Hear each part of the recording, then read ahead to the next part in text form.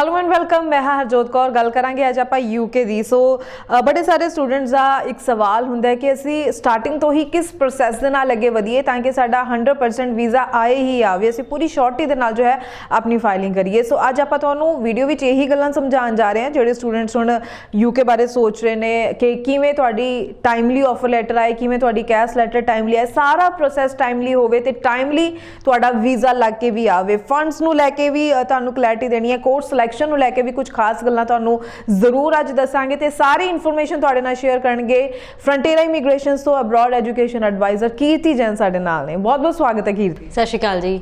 सो कीर्ति अज आप पूरा process students को जरूर समझाना है ताकि एक प्रोसैस एक रस्ता उन्होंने क्लीयर दिख जाए कि किहड़े रस्ते ते उन्होंने किवें चलना ताकि 100% वीज़ा सक्सैस रेट उन्होंने जरूर मिले, timely offer letter, timely cash letter उन्होंने मिले। जरूर तुसी पूरा प्रोसैस उन्होंने सही शब्दों च समझाओ जी। बिल्कुल, जे असी फर्स्ट स्टैप तो ही प्रोसैस की गल करते हैं कि टाइमली वीज़ा है सारा कुछ हो, तो सब तो पहला स्टैप आ ही मैटर करता है कि जदों भी तुसी अप्लाई करो, जिस इंटेक का सोच रहे हो, सपोज तुसी प्लान कर रहे हो कि इस साल विच असी बाहर जाना ही जाना है, तो ऑफकोर्स तुहाडे लई दो इंटेक होंदे हैं, मई ते सैप्टेंबर।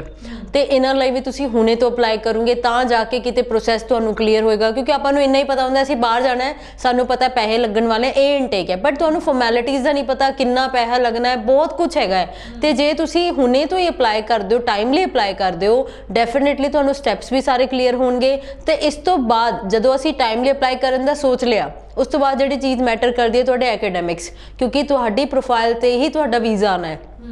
तो हुण दो तरह का स्टूडेंट साडे कोल आंदा है, एक एवरेज स्टूडेंट हुंदा है, एक क्रीम प्रोफाइल जिन्हों आपां कहंदे हैं scholar student. Scholar student which आंदा है जिहदे 80-90% या उस तो भी अबव मार्क्स हुंदे ने, राइट। एवरेज स्टूडेंट 60% या उस तो अबव वाला एवरेज स्टूडेंट आ गया। सो ऑफकोर्स जदों भी एक स्कॉलर स्टूडेंट अप्लाई करता है, उन्होंने यूनिवर्सिटी स्कॉलरशिप भी दिंदी है। जे उन्होंने कोल सीट घट है तो वो उन्होंने लई सीट क्रिएट करती है, क्योंकि वो कदे भी अपने हाथ तो स्कॉलर स्टूडेंट नूं जान नहीं दिंदी। सो ऑफकोर्स पहला इफैक्ट तुहाडे बजट का इत्थे ही पै जांदा, क्योंकि तुहानूं स्कॉलरशिप मिल जाती है। एक एवरेज स्टूडेंट जदों अप्लाई करता है, नो डाउट 60% हर यूनिवर्सिटी की एक मिनिमम रिक्वायरमेंट है, वो आपां नूं चाहिदी हुंदी है। तो इसदा मतलब ये नहीं कि 90% वाले का वीज़ा आऊगा, 60% वाले का नहीं आऊगा। नो, एवरेज स्टूडेंट का मतलब ये हैगा कि तुहाडी मिनिमम रिक्वायरमेंट तुसीं जे फुलफिल कर दो यूनिवर्सिटी तो तुसीं भी एलिजिबल हो अपना ऑफर लैटर लेने लई, आगे दा प्रोसैस करन लई। तो हुण सब तो पहला गल आ गई अपने एकेडैमिक्स की। दैन जिहड़ी सैकेंड चीज़ साडे लई मैटर करती है, असी पीटी करते हैं, आयल्स करते हैं। हुण जे तुसी प्लान ही सिर्फ यूके का किया है तो मेरी सजैशन तुहाडे लई है तुसी यूके VI आयल्स करो। उहदा बेनीफिट तुहानूं की है, जे सानूं अपने बारे पता है कि असी वधिया स्कोर नहीं कर सकते आयल्स विच या पीटी विच, तो यूके VI दे विच जे तुहाडे बैंड घट भी आते हैं तां भी यूनिवर्सिटी विच एक्सैप्ट हुंदा है, भावें तुसी ओवरऑल 5.5 लिते होण या 6 लिते होण, ते तुहानूं बहुत ज़्यादा ऑप्शन कंपैरेटिवली जिहड़ी तुसी दूजी आयल्स या पीटी करदे हो उहदे विच मिलदी है, उस तो बाद ऑप्शन तुहानूं यूके VI आयल्स विच मिल जांदी है। ते जे मैं स्कोर की गल करां, जे तुसी नॉर्मल आयल्स करदे हो तो मेक श्योर तुसी मिनिमम ओवरऑल 6 बैंड तुहाडे होण, नॉट लैस दैन एक मॉड्यूल 'च 5.5 which is totally okay UK की जे आपां गल करदे हैं। दैन जे आप पीटी की गल करते हैं, ट्राई करो कि तुहाडे पीटी विच 59 ओवरऑल स्कोर होण, क्योंकि जिन्ने वधिया बैंड तुहाडे पीटी विच होंगे उन्नी वधिया यूनिवर्सिटीज़ ते उन्ने वधिया ऑप्शन तुहाडे कोल अवेलेबल होणगे। ते ये बेसिक चीज़ ने जिहड़ी तुहाडे हत्थ विच है, क्योंकि हुणे शायद तुसी +2 कर रहे हो, ग्रैजुएशन कर रहे हो, आयल्स का प्लान कर रहे हो, तो ये चीज़ां तुहाडे हत्थ विच है, राइट। इस तो बाद थर्ड ऑप्शन आता है, बहुत सारी यूनिवर्सिटीज़ है जिहड़ी इंटरव्यू लैंदियां हैं, तो ये चीज़ भी तुहाडे हत्थ विच है। जे तुसी हुणे तो ही प्लान कर रहे हो, तुसी अपनी स्पीकिंग जे तुहाडी वधिया नहीं है तुसी इंप्रूव कर सकते हो, तुसी न्यूज़ पढ़ सकते हो, तुसी जिद्दां साडा शो वेख रहे हो, शोज़ देखते हो, तो उहदे तो भी तुहानूं बहुत सारी नॉलेज मिलती है। उहदे बारे तुसी यूनिवर्सिटीज़ बारे रिसर्च करनी है, तुसी इमीग्रेशन बारे रिसर्च करनी है, तो डेफिनेटली जे तुसी पढ़ोगे रिसर्च करोगे तो तुहाडी इंटरव्यू वधिया जाऊगी ही जाऊगी, तो अपने कोल पॉइंट्स है। तो ये चीज़ां ने जिहड़ी बेसिक तुहाडे हत्थ विच है, तो ये बेस ते ही तुहाडा ऑफर लैटर आना है।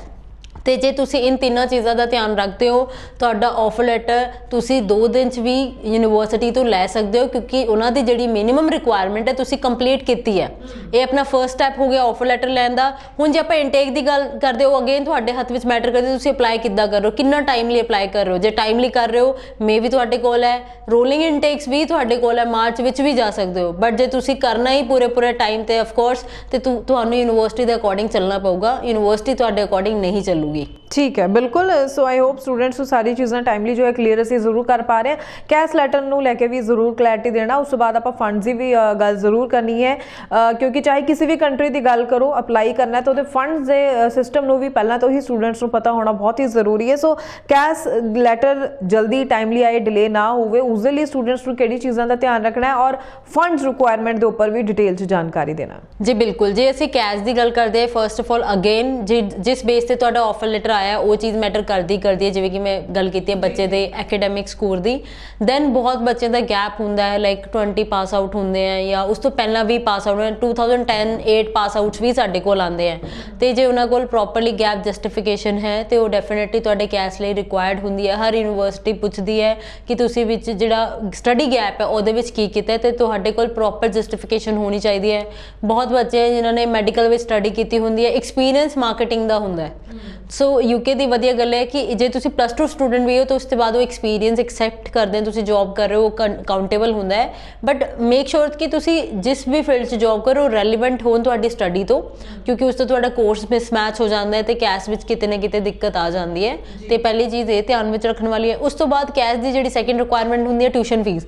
ਹਰ ਯੂਨੀਵਰਸਿਟੀ ਦੀ ਆਪਣੀ ਇੱਕ ਮਿਨੀਮਮ ਰਿਕੁਆਇਰਮੈਂਟ ਹੈ ਟਿਊਸ਼ਨ ਫੀਸ ਡਿਪੋਜ਼ਿਟ ਦੀ, ਜਿਹਦੇ ਵਿੱਚ ਸ਼ਾਇਦ ਉਹ ਇਨੀਸ਼ੀਅਲ ਡਿਪੋਜ਼ਿਟ ਤੁਹਾਡੇ ਤੋਂ 4000 ਪਾਊਂਡ ਵੀ ਲੈ ਸਕਦੇ, 3000 ਪਾਊਂਡ ਵੀ ਲੈ ਸਕਦੇ ਹੈ।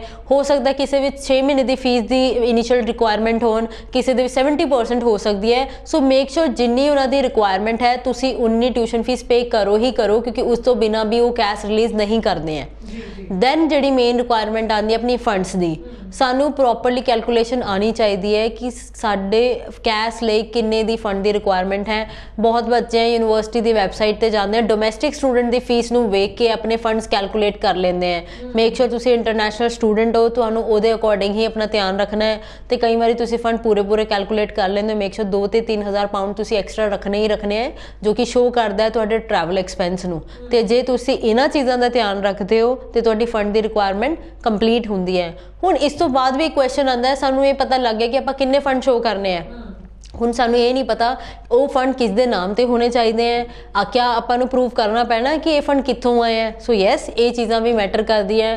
ਕਿਸੇ ਬੱਚੇ ਕੋਲ ਬਹੁਤ ਪੁਰਾਣੇ ਫੰਡਸ ਹੁੰਦੇ ਆ ਤਾਂ ਇੱਕ ਮੇਨ ਜਿਹੜੀ ਫੰਡਸ ਦੀ ਰਿਕੁਆਇਰਮੈਂਟ ਹੈ ਕਿ ਤੁਹਾਡੇ ਜਿਹੜੇ ਫੰਡਸ ਹੈ ਉਹ 28 ਡੇਜ਼ ਓਲਡ ਹੋਣੇ ਚਾਹੀਦੇ ਹੈ। ਇਸ ਤੋਂ ਬਾਅਦ ਸਾਡੀ ਜਿਹੜੀ ਗੱਲ ਆਉਂਦੀ ਹੈ ਬਰਥ ਸਰਟੀਫਿਕੇਟ ਦੀ, ਐਪਲੀਕੈਂਟ ਜੋ ਵੀ ਅਪਲਾਈ ਕਰ ਰਿਹਾ ਮੇਕ ਸ਼ੋਰ ਉਹਦੇ ਕੋਲ ਆਪਣਾ ਬਰਥ ਸਰਟੀਫਿਕੇਟ ਜ਼ਰੂਰ ਹੋਣ, ਉਹ ਵੀ ਕੈਸ਼ ਲਈ ਰਿਕੁਆਇਰਡ ਹੁੰਦਾ ਹੈ। ਜੇ ਤੁਸੀਂ ਇਹ ਫਾਰਮੈਲਿਟੀ ਕੰਪਲੀਟ ਨਹੀਂ ਕਰਦੇ ਹੋ ਸਕਦਾ ਤੁਹਾਡਾ ਕੈਸ਼ ਨਾ ਆਉਣ। ਤੇ ਇਹਦੇ ਵਿੱਚ ਜੇ ਫੰਡਸ ਬੱਚੇ ਦੇ ਨਾਮ ਦੇ ਹੈ ਬਟ ਬੱਚਾ ਅੰਡਰ 18 ਹੈ ਤਾਂ ਡੈਫੀਨੇਟਲੀ ਬਰਥ ਸਰਟੀਫਿਕੇਟ ਰਿਕੁਆਇਰਡ ਹੈ। ਬਟ ਇਨ ਕੇਸ ਪੇਰੈਂਟਸ ਦੇ ਨਾਮ ਤੇ ਹੈ, ਅਬਵ 18 ਹੈ, ਤਾਂ ਵੀ ਬਰਥ ਸਰਟੀਫਿਕੇਟ ਰਿਕੁਆਇਰਡ ਹੈ। ਇਹ ਚੀਜ਼ਾਂ ਦਾ ਧਿਆਨ ਰੱਖਣ। ਦੈਨ ਕੋਈ ਬੱਚਾ ਮੈਰਿਡ ਹੈ, ਅਪਲਾਈ ਕਰ ਰਿਹਾ ਹੈ ਤੇ father in law, mother in law, in laws family ਦੇ ਫੰਡਸ ਨਹੀਂ ਚੱਲਦੇ ਹੈ। ਹਸਬੈਂਡ ਦੇ ਵੀ ਤਾਂ ਹੀ ਚੱਲਦੇ ਹੈ ਜੇ ਤੁਹਾਡਾ ਜੁਆਇੰਟ ਅਕਾਊਂਟ ਹੈ ਉਹਨਾਂ ਨਾਲ। ਸੋ ਮੇਕ ਸ਼ੋਰ ਇਹ ਚੀਜ਼ਾਂ ਦਾ ਧਿਆਨ ਰੱਖਣਾ ਬਹੁਤ ਜ਼ਰੂਰੀ ਹੈ। ਤਾਂ ਇਹ ਕੁਝ ਛੋਟੀ ਜਿਹੀ ਚੀਜ਼ਾਂ ਨੇ ਜਿਹੜੀ ਆਪਾਂ ਮੇਜਰਲੀ ਧਿਆਨ ਰੱਖਣੀ ਹੈ। ਇਸ ਤੋਂ ਬਾਅਦ ਹੋਰ ਵੀ ਬਹੁਤ ਚੀਜ਼ਾਂ ਆਉਂਦੀਆਂ ਹੈ ਕਿ ਸਾਡੇ ਡਾਕੂਮੈਂਟ 'ਚ ਨਾਮ ਮਿਸਮੈਚ ਹੋ ਜਾਂਦੇ ਹੈ, ਕੁਝ ਤੇ ਸਾਡੇ ਸਰਨੇਮ ਲੱਗੇ ਹੈ, ਕੁਝ ਵਿੱਚ ਨਹੀਂ ਹੈ, ਕੁਝ ਵਿੱਚ ਸਪੈਲਿੰਗ ਇਸ਼ੂਜ਼ ਹੈ।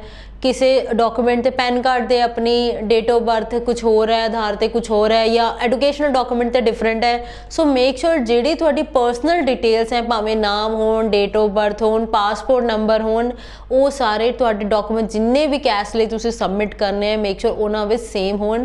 ਜੇ ਇੱਦਾਂ ਦਾ ਕੁਝ ਇਸ਼ੂ ਹੈਗਾ ਹੈ ਤਾਂ ਟਾਈਮਲੀ ਤੁਸੀਂ ਅਪਡੇਟ ਕਰੋ। ਤੇ ਜੇ ਇਹਨਾਂ ਚੀਜ਼ਾਂ ਦਾ ਧਿਆਨ ਰੱਖੋਗੇ 100% ਤੁਹਾਡਾ ਕੈਸ਼ ਆਊਗਾ ਹੀ ਆਊਗਾ। ਜੀ ਬਿਲਕੁਲ। ਸੋ ਬਹੁਤ ਬਹੁਤ ਥੈਂਕਸ ਕੀਰਤੀ, ਕਿ ਬੜੇ ਹੀ ਵਧੀਆ ਸ਼ਬਦਾਂ ਦੇ ਨਾਲ ਡਿਟੇਲ ਵਿੱਚ ਤੁਸੀਂ ਪੂਰੀ ਇਨਫੋਰਮੇਸ਼ਨ ਦੇ ਦਿੱਤੀ। ਆਈ ਹੋਪ ਸਾਰੇ ਸਟੂਡੈਂਟਸ ਜਿਹੜੇ ਵੀਡੀਓ ਵੇਖ ਰਹੇ ਤੁਹਾਡੇ ਲਈ ਬਹੁਤ ਹੀ ਬੈਨੀਫੀਸ਼ੀਅਲ ਰਹਿਣ ਵਾਲੀ ਹੈ ਵੀਡੀਓ। ਸੋ ਇਹ ਗੱਲਾਂ ਦਾ ਧਿਆਨ ਤੁਸੀਂ ਬਹੁਤ ਧਿਆਨ ਦੇ ਨਾਲ ਦਿੰਦੇ ਹੋਏ ਅੱਗੇ ਵਧਣਾ ਤਾਂ ਕਿ ਤੁਸੀਂ ਕਿਤੇ ਵੀ ਰਿਫਿਊਜ਼ਲ ਦਾ ਸਾਹਮਣਾ ਨਾ ਕਰੋ। ਜੇਕਰ ਤੁਸੀਂ ਇਸ ਪ੍ਰੋਸੈਸ ਦੇ ਨਾਲ ਅੱਗੇ ਵਧਦੇ ਹੋ, ਇਹਨਾਂ ਗੱਲਾਂ ਦਾ ਧਿਆਨ ਰੱਖਦੇ ਹੋ ਅੱਗੇ ਵਧਦੇ ਹੋ, ਤਾਂ ਤੁਹਾਡਾ 100% ਵੀਜ਼ਾ ਆਉਣ ਦੇ ਚਾਂਸਸ ਵੱਧ ਜਾਂਦੇ ਨੇ।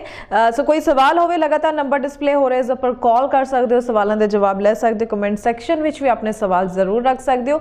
ਅੱਜ ਦੀ ਵੀਡੀਓ ਚੰਗੀ ਲੱਗੀ ਹੈ, ਇਨਫੋਰਮੇਟਿਵ ਲੱਗੀ ਹੈ ਤਾਂ ਇਸ ਨੂੰ ਲਾਈਕ ਐਂਡ ਸ਼ੇਅਰ ਜ਼ਰੂਰ ਕਰ ਦੇਣਾ। ਅੱਗੋਂ ਵੀ ਇਸੇ ਤਰੀਕੇ ਨਾਲ ਤੁਹਾਡੇ ਸਵਾਲਾਂ ਦੇ ਜਵਾਬ ਲੈ ਕੇ ਤੇ ਹੋਰ ਇਨਫੋਰਮੇਟਿਵ ਵੀਡੀਓਜ਼ ਲੈ ਕੇ ਹਾਜ਼ਰ ਹੁੰਦੇ ਰਵਾਂਗੇ। ਤਦ ਤੱਕ ਲਈ ਦਿਓ ਜੀ ਇਜਾਜ਼ਤ। ਧੰਨਵਾਦ। Thank you.